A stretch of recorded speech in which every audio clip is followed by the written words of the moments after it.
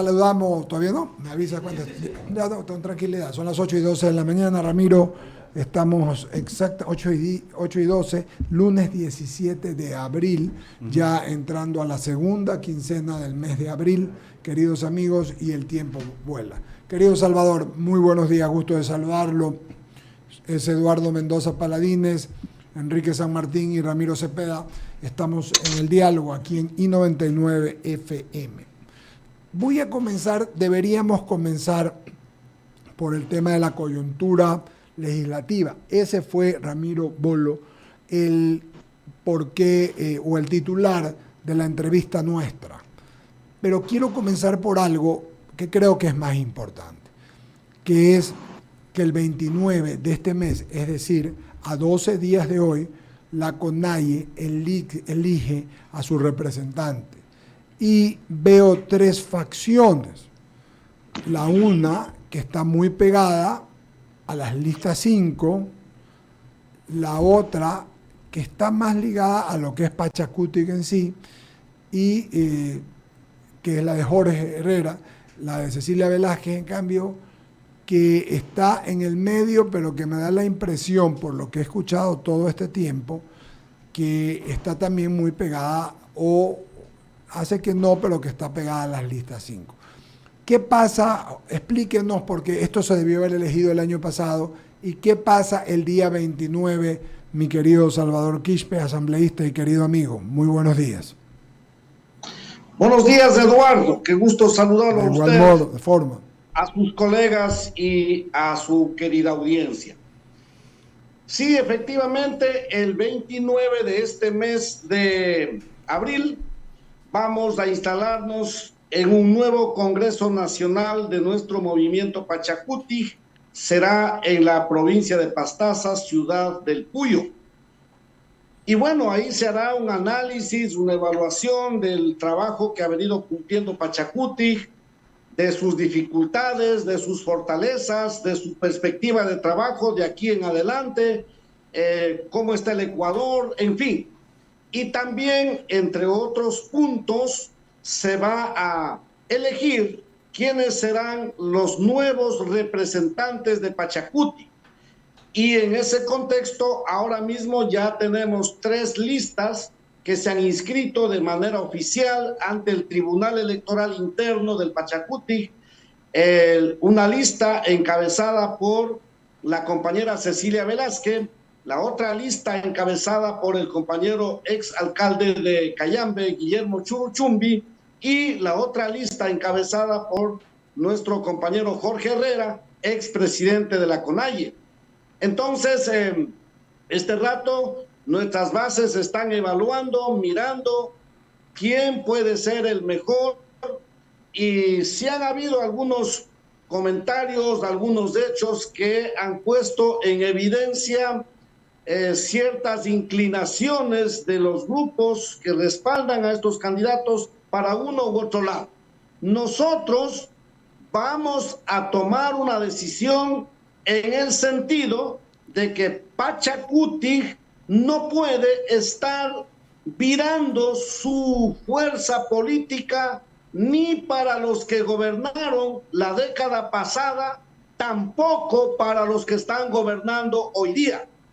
Pachacuti tiene un camino labrado, un camino construido, junto con las distintas organizaciones sociales, junto con el pueblo ecuatoriano, y nosotros vamos a orientar al Pachacuti por ese sendero.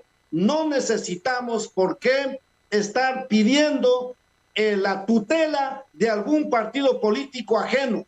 Nosotros lo único que sí vamos es a tratar de orientarnos junto con el pueblo ecuatoriano para juntos hacer una propuesta nacional y desde allí sacarle al Ecuador de la crisis que nos han dejado estos movimientos o partidos políticos de los cuales hago referencia.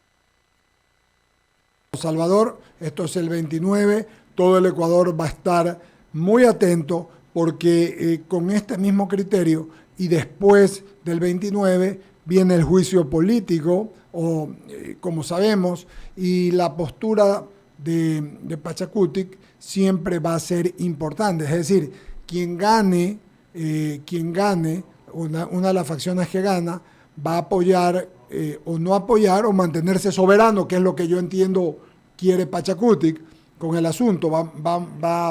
No va a depender ni va a ser costilla de nadie, sino va a tener la soberanía para decidir lo que tiene que hacer. Hablando ya del juicio propiamente, Salvador Quispe, usted es un hombre inteligente y un hombre que ha transitado en el activismo y en la política por algunos años, ha sido prefecto, asambleísta, en fin. ¿Cómo ve hoy? Mire que no le voy a preguntar algo concreto, pero ¿cómo ve hoy las palabras del presidente que ha dicho ayer en una entrevista en CNN y en alguna otra que actualmente él tiene los votos para evitar la destitución, pero que no sabe qué va a pasar hasta el 10, 11 o 12 o hasta entre 10 y el 14 de mayo? ¿Cómo ve usted las cosas? ¿Cuál es el ambiente en la Asamblea, Salvador? De lo que he escuchado, mi estimado Eduardo, de lo que he escuchado en la Asamblea Nacional, se ha hecho eco a dos cosas. Primero, a lo que dijo la Corte Constitucional. En pocas palabras, la Corte dijo: sí hay viabilidad para el juicio político sobre la base del peculado. ¿Ok? Nosotros también incluso hemos aportado con pruebas para eso. El día jueves de la semana pasada ingresé 2 documentos que primero la Superintendencia de Bancos, frente al pedido que hicimos, nos hizo llegar un documento que certifica que Amazonas Tankers no está domiciliado en el Ecuador. Contraviene entonces el artículo 6 de la Ley de Compañías, que ordena a que toda empresa que va a firmar un contrato con el Estado ecuatoriano debe estar domiciliado obligatoriamente en el Ecuador. Amazonas Tankers tiene su domicilio en las Islas Marshall. Así reza un documento que la Superintendencia de Compañías me hizo llegar el 16 de marzo de este año. Segundo, hemos pedido al Servicio de Rentas Internas que nos certifique si Amazonas Tankers está tributando, está pagando impuestos en el Ecuador. Y el SRI nos hace llegar también el 16 de marzo una certificación donde se indica que Amazonas Tankers no está pagando impuestos en el Ecuador. ¿Cómo así? Okay. Hay una empresa que tiene un contrato con el Estado ecuatoriano y no paga impuestos. No lo digo yo, lo dice un certificado oficial del SDI entregado a mi despacho el 16 de marzo de este año. Entonces, hay demasiadas pruebas para justificar el peculado. Y segundo, nosotros hemos dicho con toda claridad, el juicio político no solamente se va a justificar sobre la base de la admisibilidad y los justificativos del peculado que dijo la Corte Constitucional, sino también vamos a avanzar con este juicio político escuchando la voz del pueblo ecuatoriano. El pueblo ecuatoriano dice: ya no aguantamos más el problema de la inseguridad. ¿Y qué hace el presidente de la República? Buscando una reforma constitucional, como si la Constitución no ordenara a que las Fuerzas Armadas se encarguen de desarmar a los grupos de organizaciones delictivas. El presidente de la República debe ordenar inmediatamente, y eso es lo que tenemos que hacer, poner mano dura a través de las instituciones especializadas, y esto es Policía Nacional y Fuerzas Armadas. Cuando quieren, salen a hacer requisas de las armas de vez en cuando. No puede ser de vez en cuando. Tiene que ser una política permanente utilizando la inteligencia institucional. Así que el pueblo dice: ya no aguantamos más y queremos que se vaya Lazo. Entre otras razones, la inseguridad, pero también la falta de empleo. medicinas, en fin, todos los problemas del día a día. Ayer tuve la oportunidad de participar en un encuentro de agricultores y pescadores artesanales en el Empalme, aquí en la provincia del Guayas. Y la gente dice, ya no soportamos más. Señora asambleísta, terminen ya con este gobierno, que venga uno nuevo y tenemos la esperanza de tener un nuevo ambiente. En el fondo, el objetivo es eso, buscar un nuevo ambiente de mejoría para el pueblo ecuatoriano. Por lo tanto, nosotros, basados en estas dos razones, vamos a aportar para ese juicio político la censura y la destitución. Ok, queda claro, Salvador. El presidente sigue teniendo una opción después de su comparecencia, que es llamar a la muerte cruzada. Lo hemos comentado muchas veces y con usted lo hemos conversado. ¿Está listo o estarían listos en Pachacutic para con candidatos propios concurrir y concursar en una elección que podría ser en diciembre 23 y si hay una segunda vuelta, pues en enero del 20 o febrero del 24, Salvador Quispe?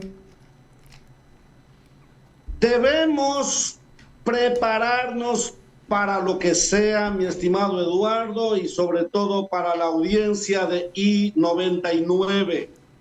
Preparémonos para lo que sea. No puede ser que de este juicio político que se justifica sobre la base de la necesidad de los 18 millones de ecuatorianos vayan a pescar a río revuelto los que ya desgobernaron este país en la década pasada y ahora quieran volver para seguir haciendo lo mismo.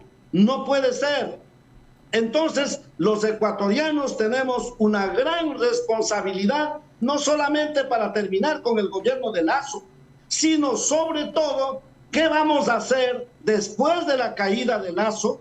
Y yo creo que una de las cosas más urgentes es que retomemos los ecuatorianos ese anhelo de hace muchos años de construir la unidad en la diversidad. Construyamos eso, hagamos eso, porque no queremos un simple cambio de rostro para que sale el uno, viene el otro y siguen las mismas políticas y siguen los mismos problemas. Queremos salir de todo esto. Este no es un clamor solo de la gente que no tiene trabajo. Esto es un clamor nacional, un clamor de la gente sin trabajo, pero también de la gente de la clase media, de los intelectuales, del sector empresarial. Todos queremos un cambio en el ambiente social, político que estamos viviendo. Por lo tanto, es necesario que empecemos a trabajar y esa es la invitación que estamos haciendo a todos los sectores de este país, a juntarnos y a organizarnos, a estructurar una propuesta, un plan para el Ecuador. Yo llamaría, hagamos una gran minga nacional, una minga Ecuador, porque de esta crisis no somos responsables solo los unos. Aquí no necesitamos una persona, un superdotado, no, aquí necesitamos que todos coordinemos, nos juntemos. Como decían nuestros mayores, no es suficiente vivir juntos pero de espaldas. Vivamos juntos en este territorio, pero además vivamos de frente, conozcámonos un poco más para en esta crisis apoyarnos y sacar adelante a este país. Así que esa es la tarea que tenemos, mucho más allá del juicio político que en estos días se escucha, es cómo hacemos los ecuatorianos para unirnos, ya sea, si es que hay muerte cruzada, habrán elecciones en 6 meses. Y entonces no puede las circunstancias cogernos desprevenidos. Necesitamos trabajar en esa línea. O si es que las elecciones se darán en el 25, igual, necesitamos trabajar, juntarnos, construyamos eso. No tenemos nada que esperar, mi estimado Eduardo. Muchas gracias, Salvador. Sigue Ramiro Cepeda y luego Enrique Bolo San Martín. Salvador, ¿cómo le va? Buenos días. Qué gusto, Ramiro. El gusto es mío, Salvador. ¿Me podría usted explicar dónde está el peculado en una omisión de dirección o domicilio de una compañía? Porque para mí el peculado es el enriquecimiento de un funcionario público y que se le haya demostrado que esto está en sus cuentas, que haya movimiento de dinero. Por favor, que no lo entiendo, porque una cosa es una grave omisión de una dirección domiciliaria, de que se esté incumpliendo una disposición administrativa o contractual de un gobierno pasado, porque esto de aquí no viene solo de este gobierno, sino de lo anterior. Pero yo no veo el peculado. Por favor, ilústreme. Hay un contrato firmado en el gobierno de Lenín Moreno, es verdad. Pero también es verdad que ese contrato que debieron haber terminado, no lo hicieron y ordenaron su renovación en enero del año 2022 para un nuevo plazo de 2 años. Terminará en diciembre del 2023. Por otro lado, también hay un informe de la Contraloría que está señalando con absoluta claridad, con negrillas, que hay un perjuicio al Estado de $6.149.000 anuales en ese contrato que bajo el gobierno del presidente Guillermo Lasso se ordena la renovación, pese a que el almirante Johnny Estupiñán, gerente de Flopec, a febrero 2022, le hace saber al presidente de la República documentadamente que ese contrato está perjudicando al Estado ecuatoriano. Clarísimo, Salvador, clarísimo. Pero ¿dónde está el peculado? ¿Dónde está el enriquecimiento del presidente de la República por ese dinero que se ha perjudicado el Estado? ¿Cómo pasó de ese perjuicio a las cuentas del presidente o de algún allegado de él? Bueno, eso ya queda para lo penal. La fiscalía... No, Salvador, perdón. No queda para lo penal. Porque no se puede llevar a un presidente como ladrón a un Congreso sin demostrar por lo menos que hay un movimiento de dinero, aunque sea en sus cuentas o de algún familiar. No se puede llevar a un presidente por eso. Discúlpeme que le diga. Se lo puede llevar porque no nos cae bien, porque no está haciendo lo que debe, pero eso no está en la Constitución. Pero peculado, por lo menos, hay que haber un movimiento de dinero, Salvador. Un poquito de sindéresis en lo que estamos diciendo. Sí, quizá tenga toda la razón, Ramiro. En algún lado debe estar esos $6.149.000 que se está haciendo humo, que son fondos públicos. Por supuesto que eso tiene que determinarse. ¿En qué bolsillo está? ¿Cómo así el señor presidente de la República, conociendo de estos hechos, nosotros tenemos la documentación entregado por Johnny Estupiñán, gerente de Flopec, 2 documentos. El uno entregado el 24 de febrero del año 2022. Un montón de documentación entregado al presidente de la República donde se informa de estos hechos. El señor presidente de la República tenía la obligación de pedir la investigación y la sanción que corresponde para los responsables de esos hechos. No lo hace. No lo hace. Pero eso no es peculado, Salvador.